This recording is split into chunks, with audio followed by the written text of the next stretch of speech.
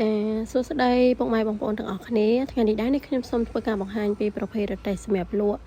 ប្រហិតជៀនបុកល្ហុងសាច់គោអាំងមួយហើយក៏គាត់មានលក់កាហ្វេភេសជ្ជៈផងដែរចា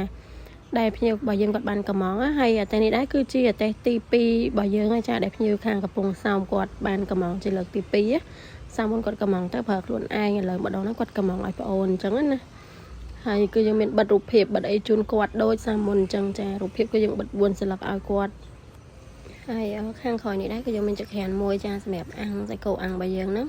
ហើយគ្រឿងចាប់ម៉ូតូអីគឺខ្ញុំដាក់នៅខាងក្នុងហ្នឹងចាព្រោះដោយសារតែម៉ូតូរបស់យើងភ្ញៀវគាត់នៅខាងខេត្តដល់អញ្ចឹងយើងត្រូវរៀបចំគ្រឿងចាប់ម៉ូតូទៅឲ្យគាត់អញ្ចឹងណាអានេះយើងមើលពីចំហៀងខាងយើងឈរលក់គេពេញស្មើបែបហ្នឹងតែម្ដងចាដោយសារតែប្រហិតជៀនរបស់គាត់ហ្នឹងគាត់ប្រើជាមួយចក្រានកាច់ដៃទេចាហើយអានេះខាងលើគឺមានតនើមានអីដាក់អីវ៉ាន់ដូចយើងហត់ដងអញ្ចឹងចាអញ្ចឹងសម្រាប់ពុកម៉ែបងប្អូនដែលគាត់មានបំណងចង់បានអីគឺអាចធ្វើការកម្មងបានចាតាមរយៈเพจនេះផ្ទាល់ឬតាមរយៈលេខទូរស័ព្ទដៃរបស់ខ្ញុំ3ខ្សែនៅក្នុងវីដេអូនឹងបានចាហើយក៏អរគុណច្រើនសម្រាប់ការជឿជាក់និងគាំទ្រមកលើเพจមេហៀងសិប្បកម្មធ្វើតែគ្រប់ប្រភេទយើងខ្ញុំផងដែរចាហើយក៏អរគុណសម្រាប់ការទស្សនាវីដេអូមួយនេះ